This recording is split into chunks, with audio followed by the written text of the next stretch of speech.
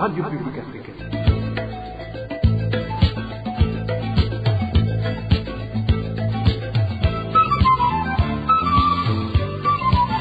Radio Publique Africaine.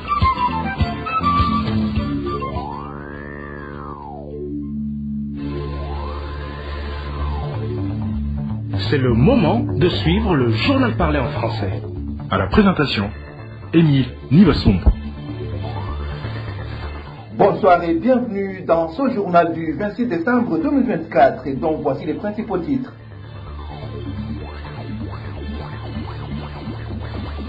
Le cadavre d'un homme découvert à Rugombo, la victime n'a pas été identifiée. La tolérance et la bonne gouvernance prônée par un évêque de Bururi dans son homélie du jour de Noël. Nous allons revenir sur ces déclarations au cours du journal. Nous allons aussi revenir sur la pénurie du carburant à Gitega. Les détails du journal, c'est tout de suite.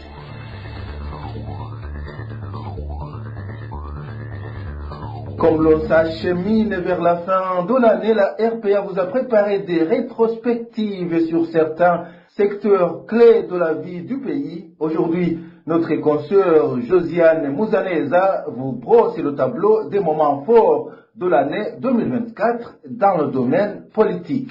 Au début du mois de janvier 2024, le gouvernement du Burundi a avoué avoir envoyé des troupes en République démocratique du Congo, ce qui n'était jusque-là considéré que comme des rumeurs sans fondement. La raison avancée était qu'ils étaient là pour mater les rebelles du mouvement Red Tabara, mais également aider son voisin de l'Ouest assiégé par les groupuscules de rébellion.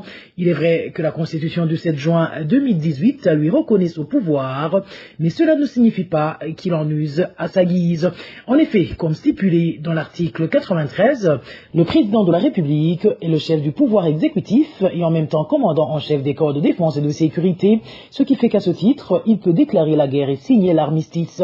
Mais un autre article de la même Constitution, à savoir l'article 111, précise qu'il ne peut pas agir de la sorte sans avoir consulté le gouvernement, les bureaux de l'Assemblée nationale et du Sénat, ainsi que le Conseil national de sécurité, ce qui n'a pas fait, violant ainsi la Constitution qu'il a consacrée, président de la République, ce qui a d'ailleurs étonné en plus de choquer plus d'un, dont certains militaires qui ont préféré désobéir à cet ordre, les envoyant illégalement combattre dans un autre pays. Ce refus leur coûtera par après cher, car bon nombre d'entre eux seront condamnés à des peines très lourdes, allant de 22 à 30 ans de prison et au versement d'un montant de $500 en guise d'amende. En mai 2024, le député Agathon Rwasa a été évincé de son parti politique, le CNL.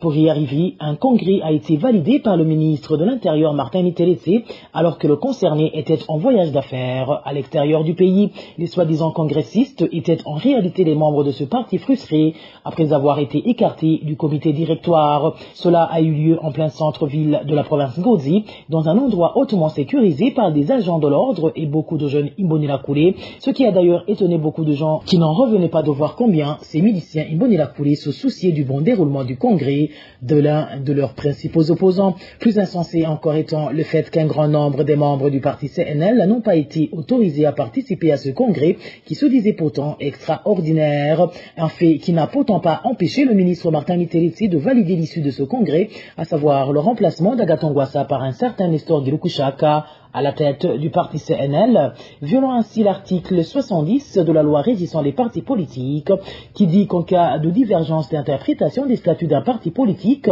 de litige ou de dissession quelconque, le membre lésé saisit la chambre administrative de la Cour suprême. Cette validation de la prise de contrôle du Congrès national pour la liberté, le CNL, va plus exacerber les tensions déjà existantes, accentuées par une intolérance politique de plus en plus croissante.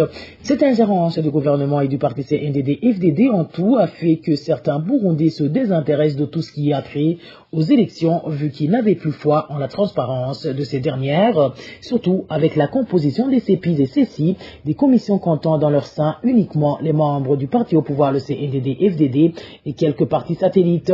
Mais ce droit aussi va leur être retiré. En effet, une chasse à l'homme à l'endroit de tous ceux qui ne se sont pas fait enrôler comme électeurs a été lancée sur tout le territoire territoire national jusqu'à priver ces derniers de leurs droits les plus fondamentaux. Pire encore, le président Ndayishimiye, au lieu de mettre fin à cette tyrannie et violation flagrante des droits humains, a déclaré que ceux qui pensent que voter était un droit n'avaient qu'à déchanter car cela était désormais une obligation.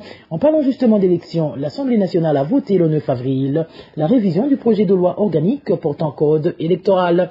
Depuis, les grandes modifications apportées dans ce nouveau code suscitent des réactions outrées au sein des politiciens et membres de la société civile qui décrit un texte discriminatoire et qui durcit les conditions de participation aux prochaines élections. Il s'agit notamment de la caution pour les candidats au présidentiel qui est passée de 30 à 100 millions de francs burundais, de la durée de la campagne qui a été écourtée d'une semaine passant de 3 à 2 semaines, ainsi que du chapitre de candidature indépendante qui stipule que désormais un membre d'un organe dirigeant d'un parti politique ne peut pas se porter candidat à une élection à titre indépendant qu'après l'expiration d'un délai de 2 ans depuis son éviction ou sa démission de son parti politique d'origine.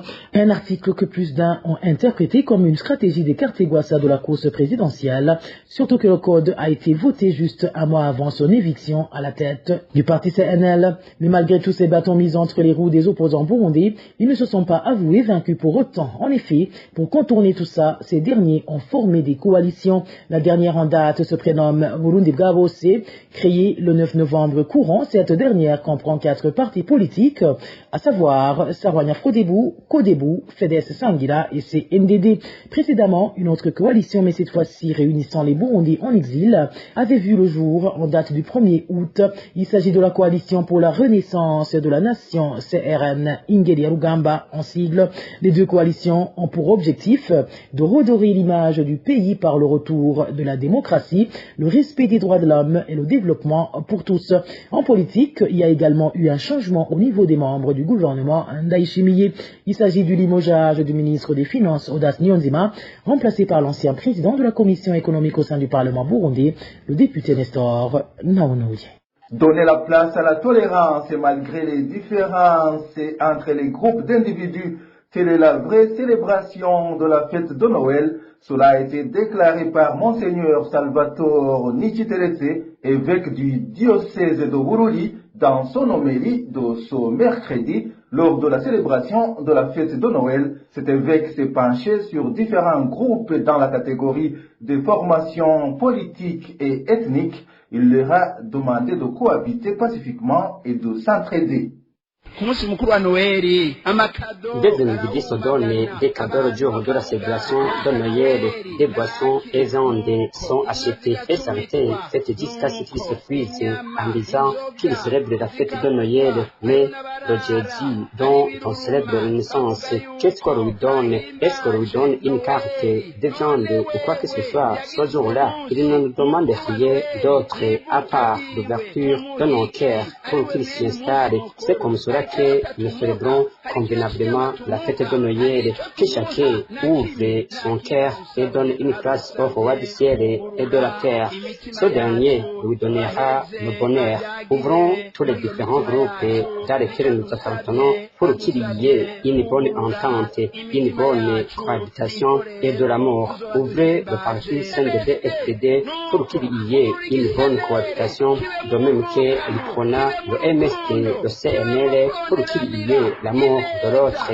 Ouvrez le groupe d'ethnie, que ce soit les Hutus, les Tutsis et les Tois, pour qu'il y ait l'esprit fraternel, que personne ne soit épargné dans le carré de ton cœur et que l'amour y règne. C'est comme cela que tu auras bien célébré la fête de Noël.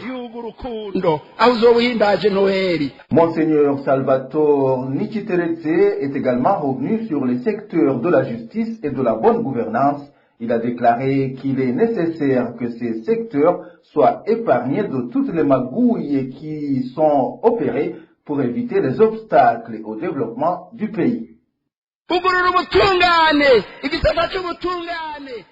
Ouvrez l'autorité judiciaire pour qu'on ne voit plus des magouilles, des vols, des procès qui ne respectent la loi et qui empêchent le pays de se développer. Qu'il y ait une justice qui permet à toute personne de se développer. Que tous ceux qui ont galéré la fidélité du pays ne fassent plus de détournement. Surtout les Burundais reçoivent une opportunité et le pays va ainsi se développer. Efforçons-nous de bien cohabiter et espérons l'amour, car le ciel accueillera ceux qui s'aiment, ceux qui ne détournent pas la fidja et ceux qui n'ont pas la haine. Cherchons tous à célébrer la fête de Noël avec un cœur ouvert et Dieu va y installer. Que toute personne, quelle que soit la différence qui nous sépare, ait une place dans nos cœurs et c'est comme cela que nous serions tous bénis.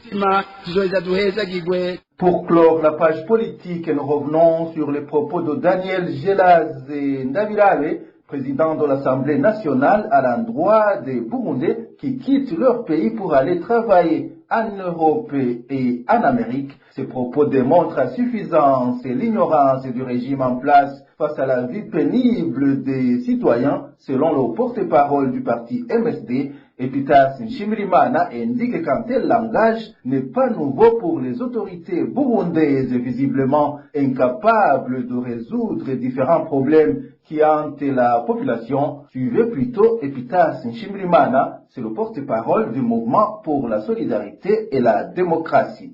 Imvugo ya Gelaz Ndabirabe mukuru w'inama nshingamateka y'u Burundi nta muntu akwiye kubandanya yita ku mwanya nta muntu yobabona ubuzima. Personne ne pourrait continuer à perdre du temps sur les propos de Gelaz Ndabirabe, le président de l'Assemblée nationale. Il n'y a aucune personne qui voit le calvaire que vivent les Burundais et de tenir des propos pareils. Ça fait vraiment de la honte. Il ne devrait pas dénigrer les Burundais qui partent à l'étranger. Une personne animée d'un esprit humain et qui voit ce départ massif des jeunes qui vont chercher ou gagner de la vie parce que c'est le vécu au Burundi est inexplicable et que les gens meurent de faim et voilà qu'il ose tenir de tels propos. C'est dommage qu'une personne qui a le statut de celui de Gelaz Ndabirabe, qui voit des fonctionnaires de l'État, dont les chefs de différents services, les employés de différents départements. Je pense que vous avez aussi entendu le cas des travailleurs de l'Université du Burundi qui quittent le pays et vont chercher la vie ailleurs et au lieu de s'asseoir pour voir comment trouver la solution, c'est très déplorable et c'est à dénoncer. Bariko barata igihugu bagenda kurondera ingene babaho aho kwicara ngo yumvire icokogwa kugira ngo ivyo bibazo bituma abana b'igihugu bariko barahunga. Ivyo ni ibintu biteye isoni cane, ni ibintu vyo kwiyamiriza, ni ibintu bitagira uko umuntu yobivuga muri kino gihe igihugu. Ce sont des choses qui dépassent l'entendement, surtout en ce moment où le pays est à la croisée des chemins. Toutefois, ce langage n'est pas du tout nouveau pour les autorités du CNDD-FDD. Nous voyons que c'est le chemin choisi afin de passer outre les différents problèmes auxquels fait face la population. Je crois que vous vous souvenez que le président de la République lui-même s'est vanté que ses enfants n'ont pas faim, qu'il possède des tonnes et des tonnes de pommes de terre, de haricots, de riz, de bananes et des étables de vaches, qu'il mange ce qu'il veut en ignorant qu'il y a de nombreux Burundais qui crèvent de faim et qui dorment sans rien manger. C'est ça donc le comportement qu'ils ont adopté car visiblement incapables de résoudre différents problèmes qui hantent la population. Bishwe n'inzara urumva rero n'ingendo bihaye kuko badashobora kuronka inyishu y'ibibazo birirwa barabazwa n'abanyagihugu. Dans un instant, nous parlons sécurité.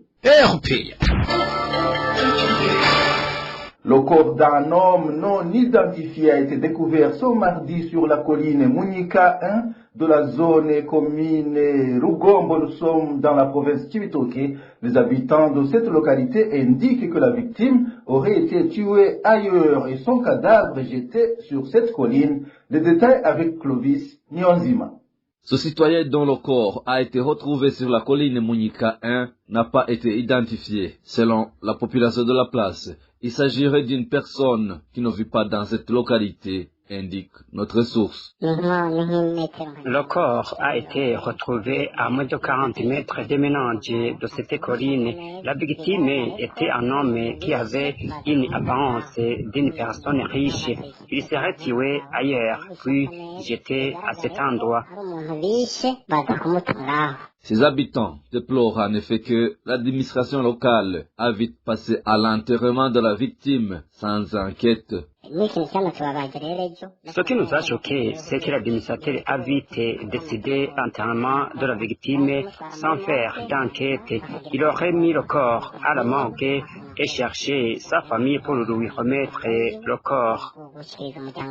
Cette situation fait peur à la population de la colline Munyika 1, surtout qu'une autre personne a été tuée par balle, mais que les auteurs ne sont toujours pas connus. Quittons Cibitoke pour nous rendre à Gitega où il est difficile de trouver le carburant ces derniers jours. Selon certains habitants de cette province, cette pénurie engendre des difficultés pour se déplacer. Les détails avec Balthazar Miburu.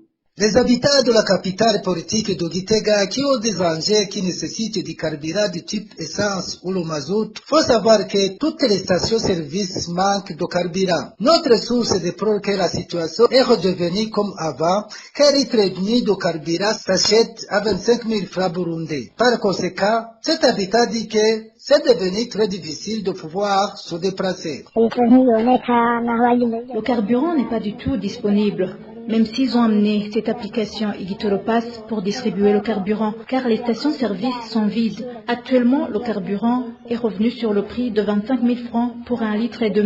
Cela fait que le déplacement devient très compliqué. Par exemple, pour se rendre de Bujumbura à Gitega, les voyageurs paient 30 000 francs. Se déplacer est devenu un casse-tête que même il nous est difficile de se rendre à l'enterrement d'un proche. Suite à ce manque de carburant, ce citoyen indique que même les prix des denrées alimentaires ont grimpé de façon exagérée. Les denrées alimentaires sont devenues très chères sur le marché à cause de ce manque de carburant. Aussi, quand on tombe malade, il est très difficile de se rendre à l'hôpital. Les habitants de la capitale politique de Gitega demandent au gouvernement de faire tout son possible pour trouver une solution durable au manque de carburant, car cette situation est à l'origine de la hausse de prix de toutes les marchandises, alors que la population burundaise fait face à une pauvreté sans nom. Le vol de compteurs prend de l'ampleur en commune Rugombo de la province Cibitoke. Des habitants de cette commune indiquent que les conséquences qui résultent de ces vols sont multiples. Ils insistent surtout sur le manque d'eau potable auquel ils font face.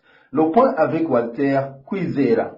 Depuis 2 mois, au total 5 compteurs d'eau ont été volés sur les collines de Marambo et Munyika, toutes de la commune de Rugombo. Ainsi, cette situation frisque la population car, à part que la régie des eaux ne les a pas encore fourni d'autres compteurs, la population ne sait pas qui serait à l'origine de ces vols, comme le témoigne cet habitant. En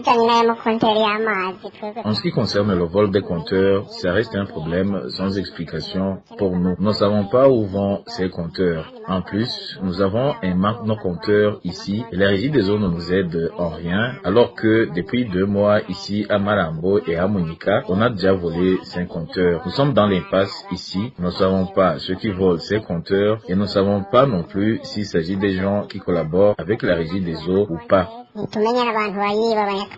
Actuellement, les conséquences liées à ce problème comme le manque d'eau dans les robinets constituent l'une des premières préoccupations de ces familles victimes de vol des compteurs. Pire encore, aucun habitant n'est autorisé à se rendre à son voisin pour puiser de l'eau, ce qui pousse la population à demander à la régie des eaux de résoudre ce problème. Nous manquons d'eau pour le moment à cause des vols de ces compteurs. En plus, nous n'avons plus le droit d'aller chercher l'eau chez nos voisins qui ont des compteurs. Et pour le moment, nous avons été ordonnés de puiser l'eau au robinet public. Ces derniers sont souvent à sec, ce qui ne fait que causer des problèmes à la population. Pour nous, ça reste un sérieux problème car nous ne comprenons pas comment des personnes sans aucune liaison avec la régie des eaux peuvent voler ces compteurs. Nous demandons que la régie régie des eaux nous fournisse des compteurs pour que nous ayons l'eau de nouveau, car ces voleurs ne peuvent pas voler des compteurs sans avoir l'endroit où ils peuvent les amener ou les vendre. À titre de rappel, le vol de compteurs de la régie des eaux a été également signalé en commune de Uganda, dans la province de Cibitoke. Là-bas, des habitants nous ont signalé le vol de plus de 30 compteurs électriques et des agents de la régie des eaux étaient soupçonnés d'être des complices des individus derrière ces vols. La rédaction de la RPA n'a pas encore réussi à joindre par téléphone les responsables de la régie des eaux, de même que l'administration de la commune de Rugombo pour recueillir leurs réactions. Voilà, c'est ainsi que s'achève l'édition de ce 26 décembre 2024. Merci de nous avoir suivis à la présentation. C'était Émile Nibasumba. Au revoir.